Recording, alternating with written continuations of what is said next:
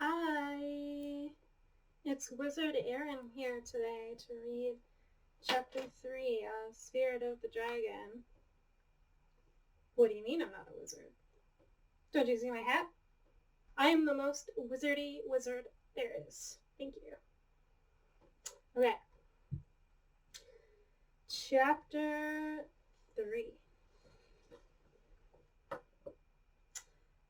A collection of 8 buildings made up the Tsukiko Academy, skirting the northern edge of the city. Vibrant cypress surrounded the grounds in a natural wall, their needles capturing starlight in the trees and illuminating the garden like captured fireflies.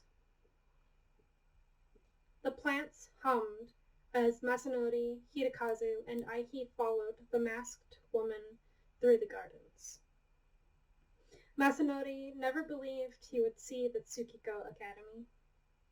As a school of war, and having been banned from using any weapon, even visiting the grounds had been an impossible fantasy. Just earlier that night, he complained about not practicing with Aihi, and now, to be here, if only the circumstances weren't so dire. A traditional single-story building with a front veranda waited on the other side of the gardens. Animated watercolored dragons shimmered silver and blue as they flew across the rice paper walls of Suma doors, their scales rippling like water. The beasts slowed, their eyes narrowing to slits as they approached. Masanori shivered in their gaze.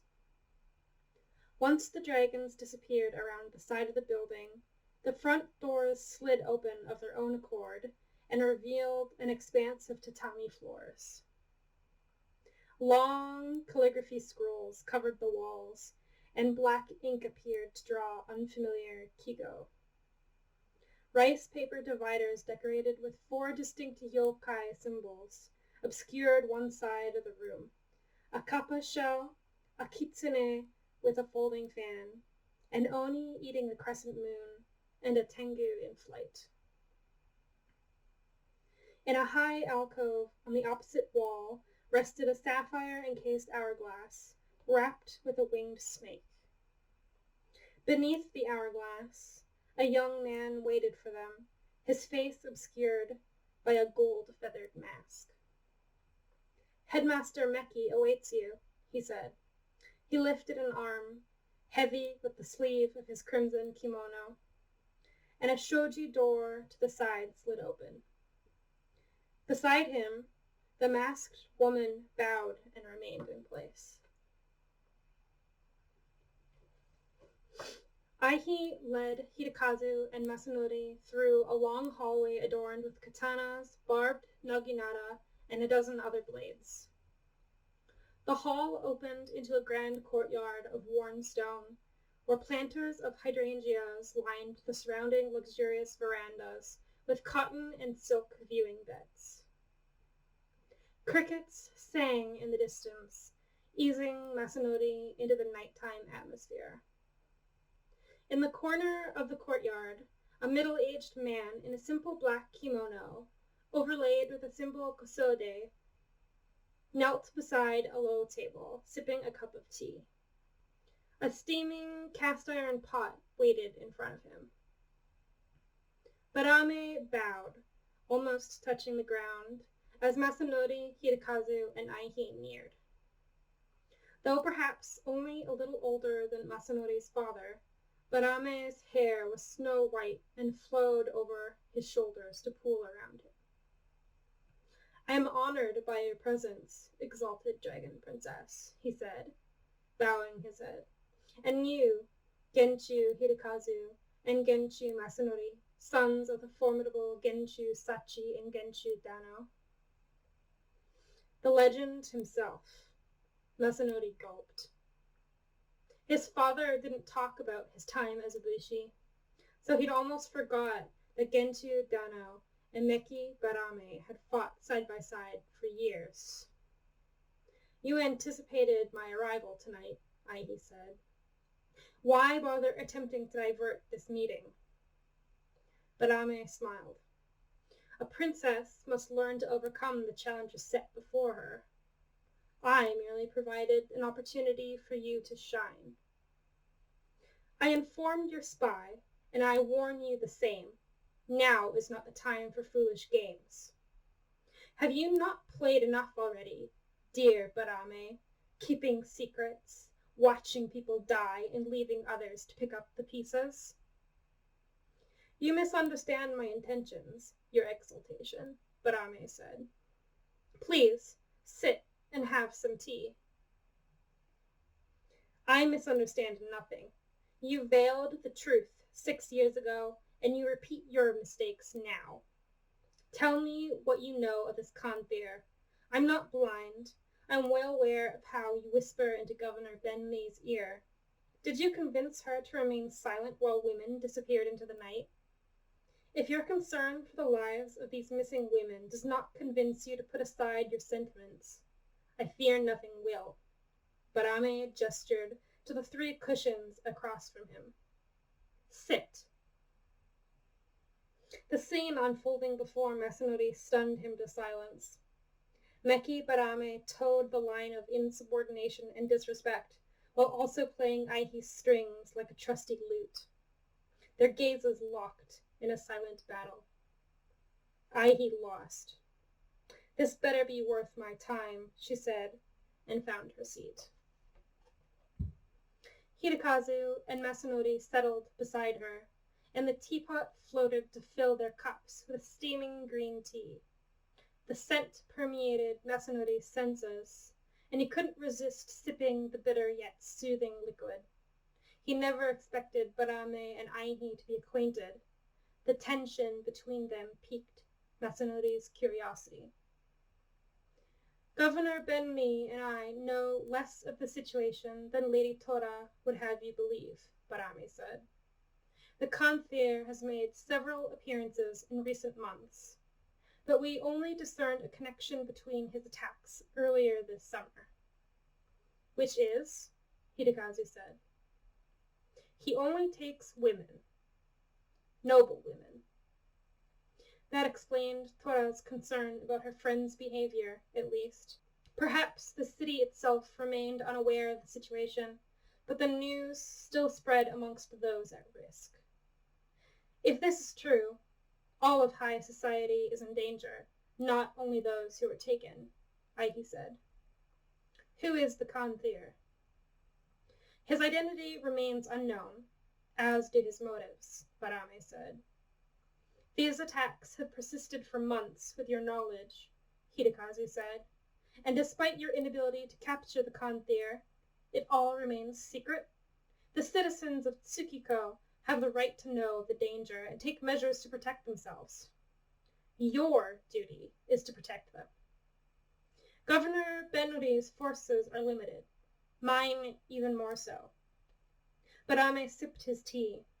You cannot expect the Tsukiko Guard to exude any sense of authority if widespread panic were to erupt.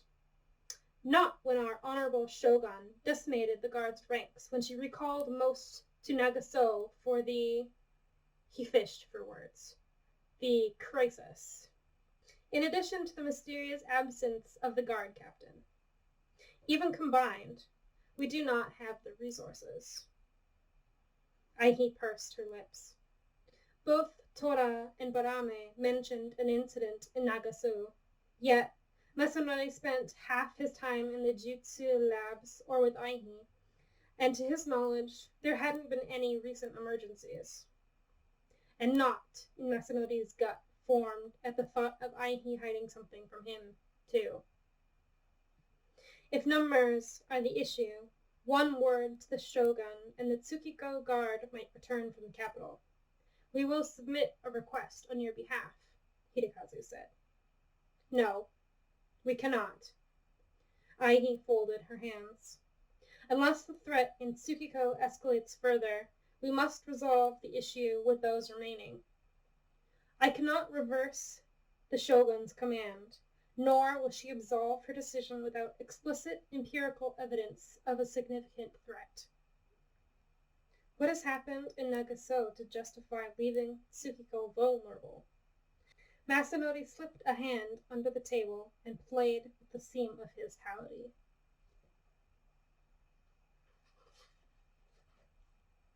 All noblewomen in Tsukiko are at risk, yet that isn't important enough to return the guard, Masanori said.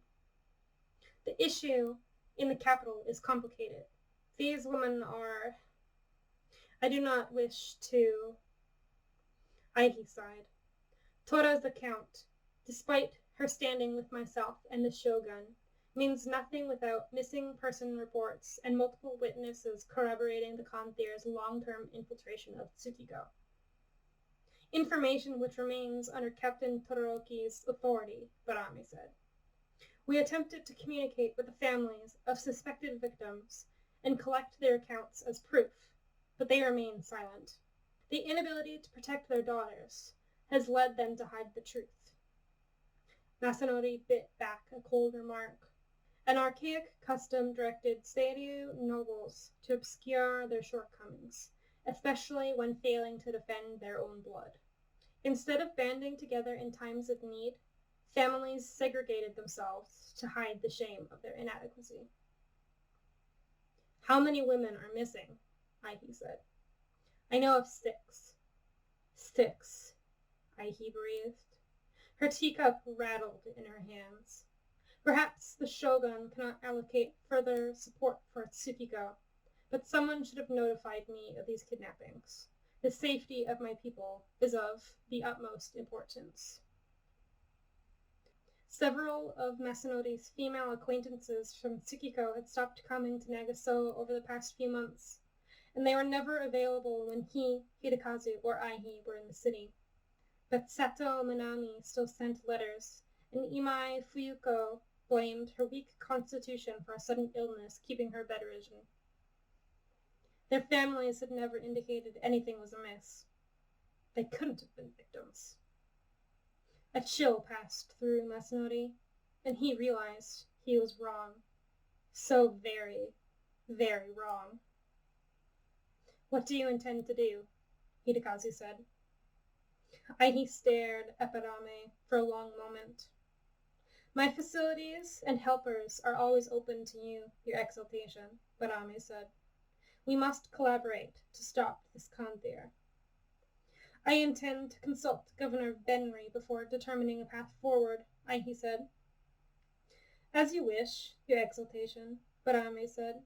His gaze flicked across Hidekazu and Masanori before he bowed. If my understanding is correct, Hidekazu and Masanori have yet to receive any formal combat education. If you choose to remain a part of this investigation, I humbly request the opportunity to provide them with basic skills which might prove useful in the instance you re-encounter the Kanthir. Masanori's breath caught. Train at the Tsukiko Academy? Aihi was an excellent teacher, but infrequent, casual duels with her would turn Masanori into a warrior as quick as a raven would turn into a koi by holding its breath underwater. A few days at the academy, though, would help him establish the foundation needed to become a real swordsman. But reality set in, and Masanori's excitement wore off. Attending the academy was out of the question. Such brazen disregard for the respect owed his parents would never go unnoticed, and the punishment would be much worse than having an escort for a month. Masanori resisted the urge to scowl. He grew more resentful of his parents' rules by the second. An offer to train at such a prestigious academy would only happen once. But as much as it hurt to decline, he had no choice. The consequences of displeasing his parents could bleed far into the foreseeable future. Thank you for your generous offer, Headmaster, Hidekazu said. He gave Masanori a look. But due to our family's wishes, we are unable to accept. Masanori gaped at his brother. He would throw away his opportunity for Masanori's sake? Indeed, I have heard of your parents' efforts to change your way of life, Barame said. If Barame knew about their restrictions, He understood the ramifications of disobedience. Did he believe a few lessons would be enough for Masanori and Hidekazu to be an asset in stopping the Kanthir, or did he have some other motive? In the meantime, I request you tap into your information networks and capture any further information pertaining to these incidents, Aihi said, rising. Of course, Your Exaltation. Barame said, bowing again. Whatever whispers my shadows glean belong to you. And that's it for the reading today. Wizard Aaron out.